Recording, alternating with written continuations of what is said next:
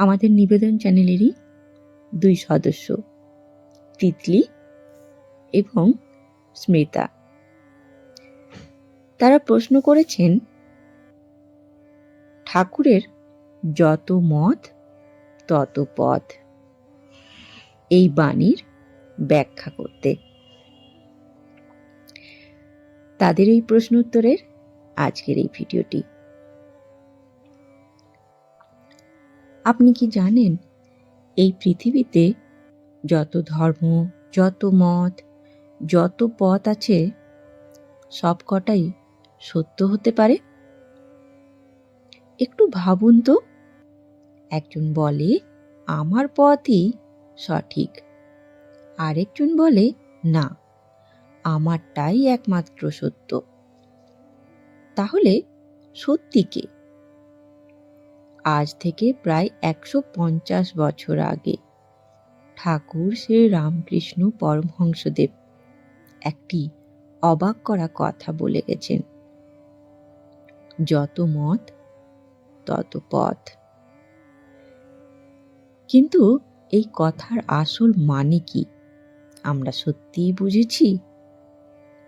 আজকের এই ভিডিওতে আমরা শুধু একটি কথা শুনব না, আমরা নিজের জীবনের দৃষ্টিভঙ্গি বদলেও ফেলব। আজকের পৃথিবীটা কেমন হয়ে গেছে দেখুন। ধর্ম নিয়ে ঝগড়া, মত নিয়ে বিভাজন, মানুষ মানুষকে ঘৃণা করছে। কেউ বলছে আমি ঠিক, কেউ বলছে তুই ভুল। কিন্তু প্রশ্ন হলো, সবাই কি ভুল হতে পারে, নাকি সবাই একটু একটু করে ঠিক? আমরা ছোটবেলা থেকে শিখেছি আমারটাই সঠিক, কিন্তু ঠাকুর শিখিয়েছেন সব পথই ঈশ্বরের দিকে যায়। ঠাকুর শুধু তত্ত্ব বলেননি, তিনি নিজের জীবনে সেই সত্যকে অভিজ্ঞতা করে দেখিয়েছেন। ঠাকুর শ্রী রামকৃষ্ণ পরমহংস ছিলেন এক অদ্ভুত সাধক, যিনি শুধু বিশ্বাস করেননি, তিনি দেখতে চেয়েছিলেন সত্যটা আসলে কি। দক্ষিণেশ্বর মন্দিরে বসে তিনি মা কালীকে ডাকতেন, মা তুমি কি সত্যি আছো? দিনের পর দিন, রাতের পর রাত অতল ব্যাকুলতায় তিনি কাঁদতেন। একসময় সেই ব্যাকুলতা এতটাই বেড়ে গেল যে তিনি আর সহ্য করতে পারছিলেন না। হঠাৎ একদিন সব কিছু আলোয় ভরে গেল। তিনি মা কালীকে দর্শন করলেন। তারপর তিনি বললেন, যেমন আমি তোমাকে দেখছি তার থেকেও স্পষ্টভাবে আমি ঈশ্বরকে দেখছি। কিন্তু ঠাকুর এখানেই থামেননি। তিনি ভাবলেন শুধু হিন্দু ধর্মই কি সত্যি? তখন তিনি ইসলাম ধর্মের পথ ধরলেন। তিনি নামাজ পড়লেন, মসজিদে ভাব গ্রহণ করলেন, এমনকি হিন্দু দেবদেবীর চিন্তাও বন্ধ করে দিলেন। কিছুদিন পর আবার সেই একই ঈশ্বরীয় অনুভূতি। তিনি উপলব্ধি করলেন এই পথেও সেই একই সত্য পাওয়া যায়। এরপর তিনি খ্রিস্ট ধর্ম অনুসরণ করলেন। একদিন বাগানে হাঁটতে হাঁটতে তিনি দেখলেন এক অসাধারণ জ্যোতির্ময় ব্যক্তিত্ব তার দিকে এগিয়ে আসছে। তিনি অনুভব করলেন সেটি যীশু খ্রিস্ট। আর সেই অনুভূতির মধ্যেই তিনি আবার একই পরম সত্যে পৌঁছে গেলেন। তখন ঠাকুর বুঝলেন পথ আলাদা হতে পারে, রীতি আলাদা হতে পারে, নাম আলাদা হতে পারে, কিন্তু সত্য একটাই, ঈশ্বর একটাই।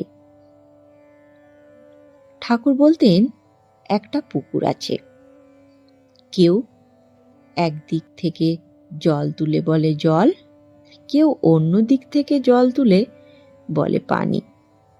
কেউ আবার বলে ওয়াটার। নাম আলাদা, কিন্তু বস্তু একটাই।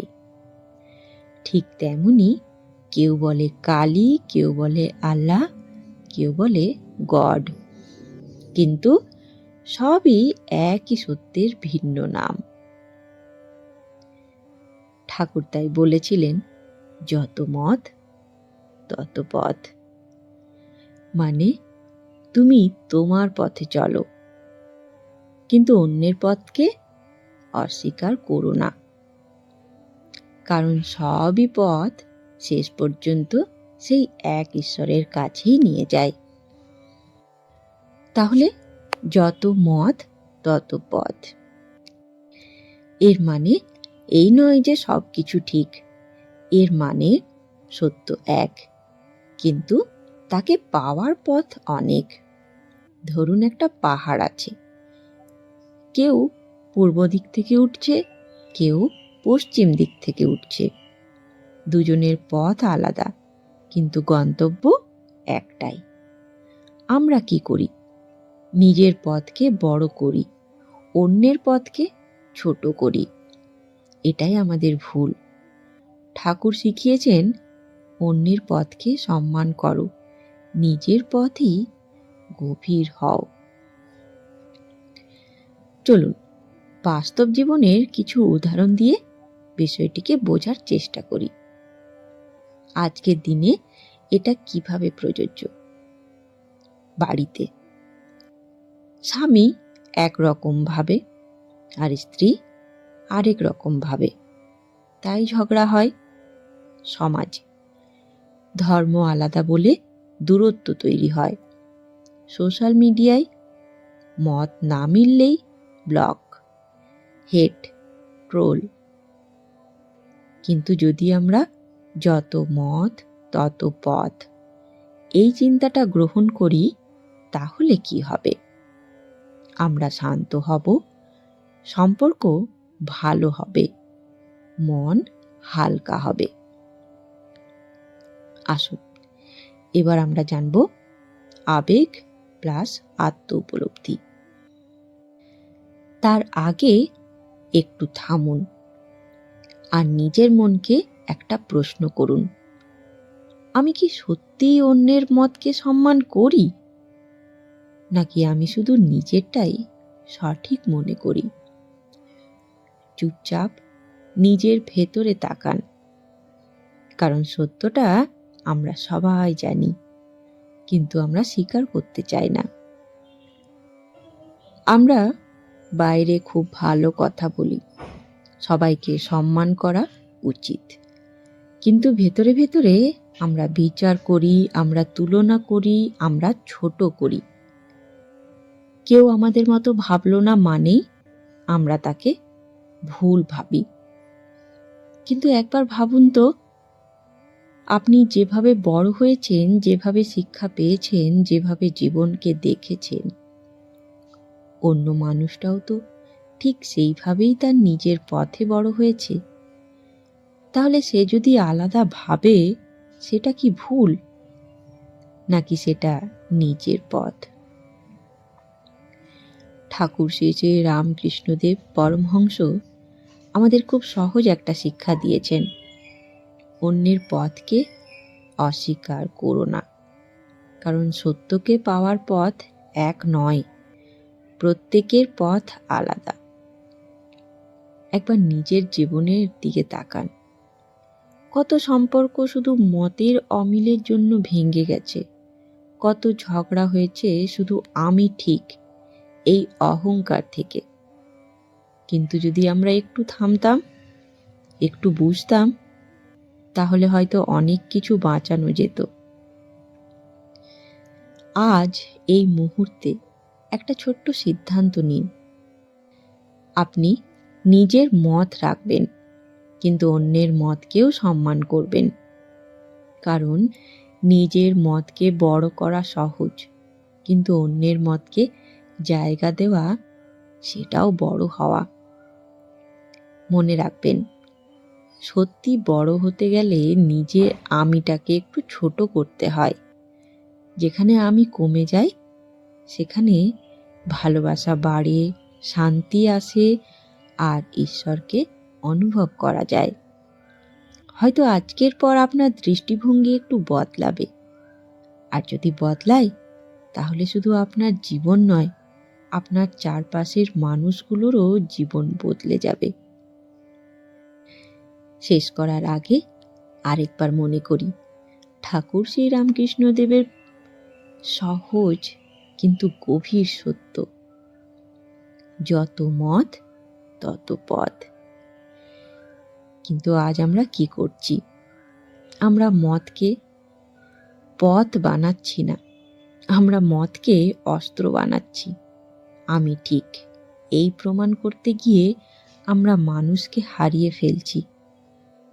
একবার ভাবুন, এই পৃথিবীতে যদি সবাই একইভাবে ভাবত, তাহলে কি এত রং, এত বৈচিত্র্য থাকতো? না। এই ভিন্নতাই আমাদের সুন্দর করে, এই ভিন্নতাই আমাদের শেখায়। তাই আজ এই মুহূর্তে নিজের মনকে একটা প্রতিজ্ঞা দিন, আমি আমার পথে চলব, কিন্তু অন্যের পথকে ছোট করব না। আমি আমার বিশ্বাস রাখব, কিন্তু অন্যের বিশ্বাসকে সম্মান করব। কারণ সত্য কখনো ঝগড়া করে না, সত্য কখনো কাউকে ছোট করে না। সত্য সবসময় শান্ত, নীরব আর গ্রহণযোগ্য। যেদিন আমরা এই কথাটা সত্যি মন থেকে গ্রহণ করতে পারবো, যত মত তত পথ, সেই দিন আমাদের মন শান্ত হবে, আমাদের সম্পর্ক সুন্দর হবে, আর আমরা এক ধাপ এগিয়ে যাব সত্যিকারের আধ্যাত্মিক পথে। তাই আজ থেকে শুধু একটা কথা মনে রাখুন, পথ আলাদা হতে পারে, কিন্তু গন্তব্য একটাই। ধন্যবাদ, ভালো থাকবেন। আশা করি আজকের এই ভিডিওটি আপনাদের ভালো লেগেছে। ভালো লাগলে ভিডিওটিকে একটি লাইক এবং বন্ধু আত্মীয় স্বজনদের সাথে শেয়ার করতে ভুলবেন না।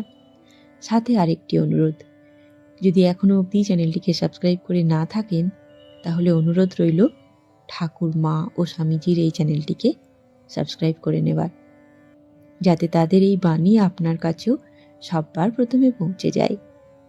ধন্যবাদ। জয় ঠাকুর, জয় মা, জয় স্বামীজি।